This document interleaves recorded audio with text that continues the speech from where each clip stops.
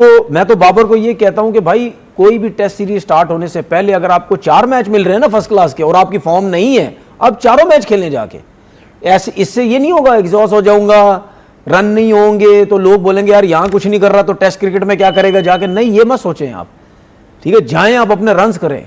कहीं ना कहीं 4 मैचेस में से 4 मैचेस में 8 इनिंग होती हैं, 8 इनिंग में कहीं ना कहीं एक इनिंग तो आपको मिलेगी ना जहां आप 70-80 ना 100 करें। तो आपको शिकायत है बाबर ने दुख दिया? नहीं, दुख नहीं दिया मुझे क्यों दुख देगा।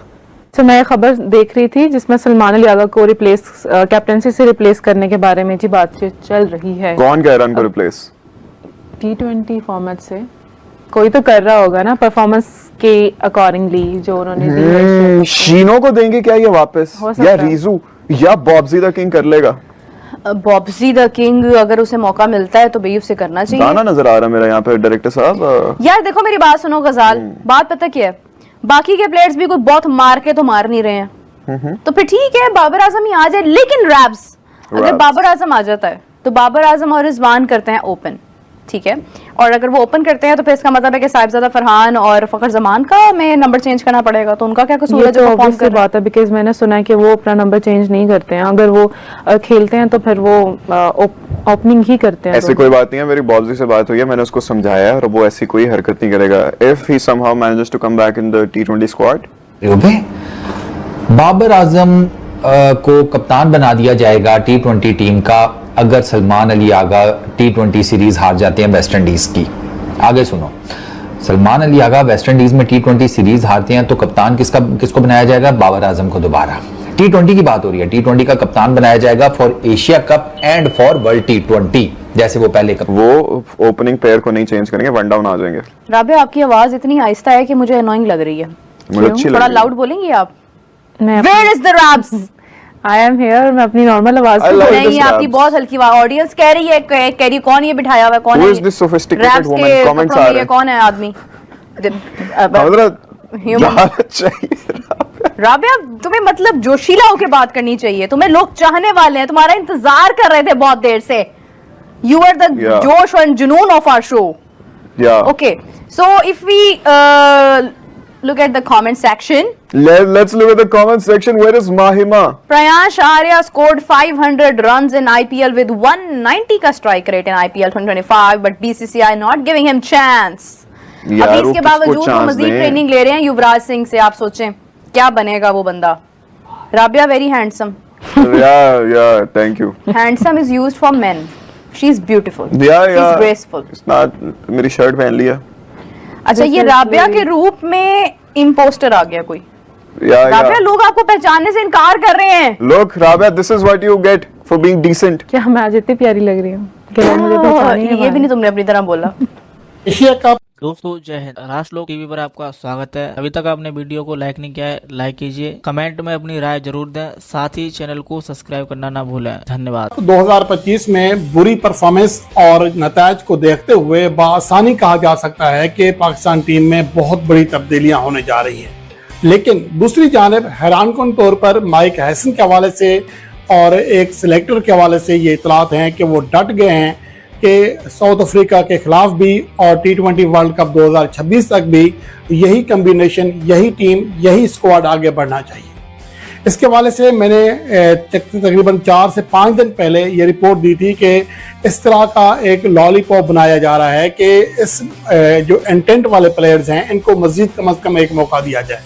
लेकिन आज पाकिस्तान के चंद बड़े न्यूज़पेपर ने, एक्सप्रेस ने खास तौर पर ये स्टोरी लगाई है, वो कि ये मैंने आपको 4 से 5 दिन पहले ही बता दी थी। आप वो वीडियो सर्च कर सकते हैं, मैं इसका लिंक भी डिस्क्रिप्शन में दे देता हूँ, जिसमें मैंने वाजे कहा था कि पाकिस्तान की टीम मैनेजमेंट, जिसमें माइक हैसन शामिल नहीं थे, अलबत्ता आज मकामी मीडिया दावा कर रहा है कि माइक हैसन भी इस तरह से मुखालिफ हो गए हैं कुछ तब्दीलियाँ करने के हवाले से। लेकिन ये बात मुझे कंफर्म नहीं है कि माइक हैसन ने ऐसा कहा है। अलबत्ता माइक हैसन बाबर आजम की और मोहम्मद रिजवान की वापसी चाहते हैं, लेकिन क्रिकेट के लिए बहुत अहम है क्योंकि पाकिस्तान क्रिकेट बोर्ड 2 अहम फैसले करने जा रहा है। एक ये कि T20 में कप्तान सलमान आगा होंगे या नहीं होंगे, यानी ऐसे कैप्टन होंगे या नहीं। दूसरा ये कि बाबर रिजवान, जिनका चर्चा खूब रहा एशिया कप के दौरान, क्या दोनों की टीम में वापसी होगी या बाबर आजम के लिए इंतजार थोड़ा लंबा हो सकता है। इसमें मुख्तलिफ आरा हैं। मैं अपनी बात नहीं कर रहा, पाकिस्तान क्रिकेट बोर्ड के अंदर की बात कर रहा हूं। जो कोच माइक हैसन है वो नहीं चाह रहे कि सलमान आगा को कप्तानी से हटाया जाए। वैसे मैं अपनी पर्सनल राय बताऊं तो मुझे भी लगता है कि सिर्फ 4 माह रह गए हैं T20 वर्ल्ड कप में। इस बीच में आपके पास 2-3 सीरीज भी हैं। या कि सलमान अली आगा को शायद T20 टीम से ड्रॉप किया जाएगा, उनकी कप्तानी खत्म होगी। ये भी खबरें चलाई गई कि पाकिस्तान क्रिकेट टीम जो है वो बाबर आजम और मोहम्मद रिजवान को पाकिस्तान के T20 स्क्वाड के अंदर शामिल करने के लिए जा रहे हैं। सो मैंने भी अपने सोर्सेज से इन तमाम चीजों को चेक करने की कोशिश की है। तो सिलेक्शन कमेटी की पहली मीटिंग हुई है, T20 स्क्वाड डिस्कस किया गया है, लेकिन स्क्वाड डिस्कस करने से पहले कप्तान को डिस्कस किया गया है और कप्तान की कप्तानी को लेकर के कोई बहुत ज्यादा वो नहीं कहा गया कि जी कप्तानी में बहुत सारे मसाइल हैं। इस पे तो सभी जो सिलेक्टर्स थे वो एग्री कर रहे थे कि जी कप्तानी ठीक है, उनकी कप्तानी का कोई मसला नहीं है, कोच के साथ उनकी अंडरस्टैंडिंग भी बहुत अच्छी है, सब चीजें ठीक हैं। और कोच भी ये कह रहे थे कि उनकी कप्तानी से मैं बिल्कुल मुतमईन हूं। लेकिन जो प्रॉब्लम बना है वो उनकी बैटिंग फॉर्म को लेकर के बना और उस पर सीरियस क्वेश्चंस उठाए गए हैं और ये बात की गई है कि भाई बतौर बल्लेबाज उनकी टीम में जगह नहीं बन पा रही। यानी पिछले 15-20 मैचेस में उनकी जो एवरेज है वो 20 से भी कम हो गई है और उनका जो स्ट्राइक रेट है वो 100 से भी कम हो गया है। तो ये जो एक जिस तरह के वो इस वक्त बैटिंग के पॉइंट ऑफ व्यू से फेज में से गुजर रहे हैं उसके ऊपर सीरियस कंसर्न्स दिखाए गए हैं। लेकिन फिर जो कोच हैं उन्होंने ये कहा है कि भाई मैं बिल्कुल आपको इस चीज की इजाजत नहीं देता कि आप मेरे कप्तान को बदलें। उसकी वजह यह है कि कप्तान के साथ मेरी बहुत जबरदस्त अंडरस्टैंडिंग चल रही है, हमारी टीम में बड़ा एक जबरदस्त किस्म का जोड़ है, आपस में खिलाड़ी आपस में बहुत अच्छे तरीके से खेल रहे हैं, कप्तान की खिलाड़ियों के साथ बड़ी अच्छी अंडरस्टैंडिंग है। तो ऐसे में वो भी T20 वर्ल्ड कप से चंद महीने पहले आप कप्तान बदल रहे हैं, तो मैं तो इस चीज के बिल्कुल हक में नहीं हूं। आप कप्तान मत बदलिए। जहां तक बात बैटिंग की है तो हम उसकी बैटिंग के ऊपर काम कर रहे हैं और वो आगे चल के आपको बेहतर परफॉर्म करता हुआ दिखाई देगा। किसी ने यह भी कह दिया बीच में कि भाई सूर्य कुमार यादव ने भी तो 72 रन बनाए हैं ना, 74 रन बनाए हैं, वो भी तो इसी हालात से गुजर रहे हैं इस वक्त। बतौर कप्तान ठीक है, लेकिन बतौर बल्लेबाज आप उनकी बल्लेबाजी देखें तो वो भी स्ट्रगल कर रहे हैं। एशिया कप में उन्होंने भी हमारे कप्तान की तरह की परफॉर्मेंस दिखाई है।